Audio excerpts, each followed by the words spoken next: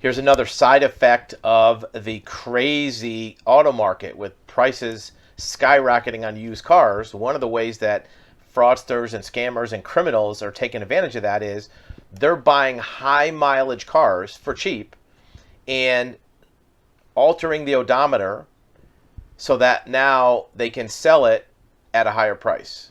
And with consumers having a tough time finding vehicles that are affordable with low miles, the hackers are buying vehicles with high miles using a very cheap odometer correcting tool that costs $300, and you hook it up to the computer of the car and you can roll back a vehicle mileage. In this case, an investigator showed an example of where he rolled it back from 150,000 miles to 50,000 miles.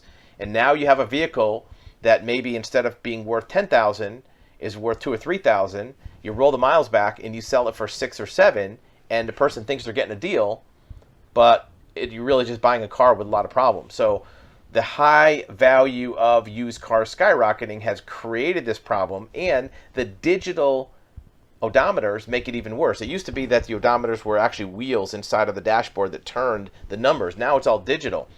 So you can actually reprogram it and correct that mileage with a computer. The problem comes in is when you go to register that car, title it, the prior mileage has been recorded in the title history. And so if there's a conflict or a dispute, then there's going to be what's called TMU, true mileage unknown. And you as a buyer or an owner can have a car that has no value because a TMU car could have any miles on it.